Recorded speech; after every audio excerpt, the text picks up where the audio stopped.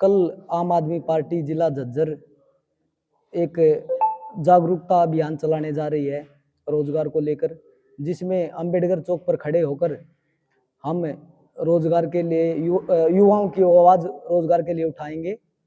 जिसमें हमने बुधवार को सीएम आवास का घेराव किया। वहां कार्यकर्ताओं के ऊपर लाठी डंडे पुलिस द्वारा चलाए गए, परंतु खट्टर सरकार को मैं बताना चाहता हूं कि आम आदमी पार्टी के कार्यकर्ता नहीं लाठियों से डरते हैं और नहीं जेल जाने से पीछे हटेंगे। प्रदेश के युवा सड़कों पर हैं, बेरोजगारी से त्रस्त हैं। बेरोजगारी के कारण युवा नशे और डिप्रेशन का शिकार हो रहे हैं। स्थिति इतनी भयानक है कि घर में माँ बाप भी परेशान है, क्योंकि उनके घर का चिराग बेरोजगारी के कारण नशे और अपराध की तरफ जा रहा है। आत्महत्या करने के बारे में सोचने लगा है। युवा अवैध तरीके से विदेश जा रहे हैं, जहां पर युवा अपनी जान तक गंवा रहे हैं। विदेश में जाके कोई अपनी जमीन बेचकर जा रहा है, कोई साथी कर्जा लेकर विदेश में जा रहा है, वो भी अवैध तरीके से विदेश में घुस रहे हैं। ग्रुप सी के 12,000 पदों के लिए गड़बड़ी को लेकर एचएससी के बाहर भी युवा आंदोलन कर रहे हैं, परंतु भाजपा सरकार युवाओं को लेकर गंभीर नहीं है। भाजपा सरकार भ्रष्टाचार में डूबी हुई है। चपरासी की एक पोस्ट पर भी 4,500 युवा साथी अप्लाई करते हैं, जिसमें से भी उसमें भी जो अपने मास्टर डिग्री पीएचडी लोग शामिल हैं। 2022 और 23 के आंकड़ों के अनुसार 3783 युवाओं ने आत्महत्या की है, जो 2020-21 के मुकाबले 2.5% ज्यादा है। पहले सरकार ने वादा किया था कि हम 2 लाख हर साल देंगे, हर साल सरकारी जॉब देंगे, परंतु वे वादे भी झूठे निकले। 2023 में जनवरी में खट्टर साहब ने कहा था कि हम 50,000 युवाओं को नौकरी देंगे, वो भी झूठा निकला। 2023 में एक भी सरकारी नौकरी नहीं दी गई। आज हरियाणा में 25 लाख युवा बेरोजगार हैं, जो नशे की तरफ जा रहे हैं, जो अपराध की तरफ जा रहे हैं। अब कुछ दिन पहले झज्जर में भी देखने को मिला था, युवा साथी थे, जो युवा बच्चे थे, जो बाइक पर अपने गलियों पे लगे हुए जो रैंप थे वे उठा के ले गए, जो नशे की ओर बढ़ावा दे रहे हैं। बस यही है जी। कल अंबेडकर चौक पर खड़े होकर आम आदमी पार्टी का झज्जर जिले का हर कार्यकर्ता सरकार के खिलाफ आवाज उठाएगा जी। पहले तो आप सभी पत्रकार साथियों का बहुत बहुत धन्यवाद, जो आप झज्जर जिले के आम आदमी की आवाज़ झज्जर जिले के आम आदमी तक पहुंचाते हो। और आप सबको पता है कि आज हरियाणा बेरोजगारी में नंबर 1 पहुंच गया है।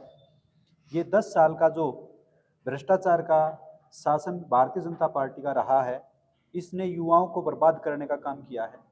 आम आदमी पार्टी एक मुहिम चला रही है हरियाणा के युवाओं को जागृत करने के लिए, और उसी कड़ी में, जैसा कि अध्यक्ष जी ने आपको बताया, हरीश भाई ने, उसी कड़ी में कल हम झज्जर में जिला स्तर पर प्रदर्शन करेंगे और हरियाणा की जनता को, हरियाणा के युवाओं को जागृत करने का काम करेंगे। मैं आप सभी पत्रकार साथियों के माध्यम से हरियाणा के, विशेष तौर पे झज्जर जिले के युवाओं से निवेदन करता हूं कि कल के इस प्रदर्शन में ज़्यादा से ज़्यादा संख्या में पहुंचकर भाग लें, ताकि हम आपकी लड़ाई मजबूती से लड़ सकें और हरियाणा सरकार, इस गूंगी बहरी हरियाणा सरकार को जगा सके, उसके कानों तक आपकी आवाज़ पहुंचा सके। इस प्रजातंत्र में प्रजातांत्रिक तरीके से विरोध करने का हर एक भारतीय नागरिक को अधिकार संविधान ने दिया है। उसके उपरांत भी जो भारतीय जनता पार्टी है, वो एक दमन रूपी कार्रवाई हर प्रोटेस्ट पर, हर प्रदर्शन पर करने का काम करती है, जो कि निंदनीय है। सबको अपना अधिकार है कि वो जनता की आवाज़ उठाएं। ये प्रजातंत्र को कुचलने का काम है, और ये रवैया ज़्यादा लंबे समय तक नहीं चलेगा। सरकारें आनी जानी होती हैं। जिस तरह से करनाल में हमारे वरिष्ठ नेताओं पर, सुशील गुप्ता जी हमारे अध्यक्ष हैं, अनुराग ढांडा जी वरिष्ठ उपाध्यक्ष हैं, उन पे जो लाठीचार्ज हुआ वो अति निंदनीय था। लेकिन इन सब चीज़ों से भी हम पीछे नहीं हटेंगे। हम हरियाणा की जनता की आवाज़, हरियाणा के युवाओं की आवाज़ लगातार उठाते रहेंगे। और आम आदमी पार्टी अरविंद केजरीवाल जी के नेतृत्व में या सुशील गुप्ता और अनुराग ढांडा जी के नेतृत्व में, हमारे वरिष्ठ नेताओं के नेतृत्व में लगातार हरियाणा के युवाओं के लिए अपना पूर्ण प्रयास, उनकी आवाज़ उठा के करती रहेगी। किस तरह का आयोजन रहेगा ये कल का आयोजन, जैसा कि हरीश भाई हमारे जिलाध्यक्ष हैं, इन्होंने आपको बताया है, जैसा दिशा निर्देश है उसके अनुरूप हम जो झज्जर में अंबेडकर चौक है वहाँ पे तख्तियाँ लेकर वहाँ से निकलने वाले हर युवा को रोजगार के बारे में, रोजगार के फायदे नुकसान और तख्तियों के माध्यम से उनको जागरूक करने का, उनको उनके लिए सड़कों पे उतरने का काम आम आदमी पार्टी का हर एक कार्यकर्ता झज्जर जिले में करने का काम करेगा। और इसी तरह का कार्यक्रम हमारा हरियाणा प्रदेश के सभी 22 जिलों में होगा और इसी छोटे छोटे स्तर पर हम सभी युवाओं को जागरूक करने का काम करेंगे। टाइमिंग क्या रहेगी? 12 बजे कल दोपहर 12 बजे से हम प्रदर्शन शुरू करेंगे तख्तियां लेकर अंबेडकर चौक पर। सभी आम आदमी पार्टी के कार्यकर्ता और वो युवा साथी जो बेरोजगारी से त्रस्त हैं, उससे की मार झेल रहे हैं, उससे परेशान हैं, उन सब से आपके माध्यम से मैं निवेदन करूंगा कि आप सब इस प्रोटेस्ट में, इस प्रदर्शन में आएँ, इसके भागीदार बने, ताकि इस गूंगी बहरी सरकार की आंखें और इसके कान खुल सकें। क्या आपको लगता है इस तरह के प्रदर्शन करने से मौजूदा सरकार पर कोई असर होगा?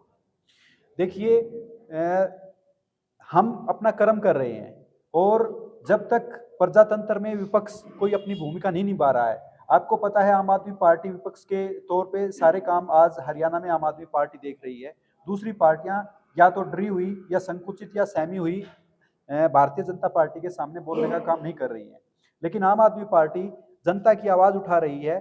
अब विपक्ष का दबाव प्रजातंत्र में जरूर सरकार पे होता है, जब तक विपक्ष चुप रहता है तब तक सरकार निरंकुश रहती है। जब विपक्ष अपनी आवाज उठाता है तो सरकार को कहीं ना कहीं उसके दबाव में कोई न कोई जनहित का कार्य करना पड़ता है। विपक्ष ईवीएम पर सवाल उठाता है, ईवीएम के माध्यम से हैक करके इलेक्शन के दौरान जो है घोटाला किया जाता है, क्या आप उससे सहमति देते हैं? देखिए, हम इस बात से बिल्कुल सहमत हैं। जब चंद्रयान पर भेजा गया कोई यान, चंद्रयान जो चंद्रमा पर भेजा गया कोई यान, मंगल ग्रह पर कोई भेजा गया यान, वो जमीन पे बैठे हुए उसको हम संचालित कर सकते हैं, उसको नियंत्रित कर सकते हैं, तो ईवीएम तो एक बहुत छोटी बात है। और ईवीएम में 100% घोटाला है।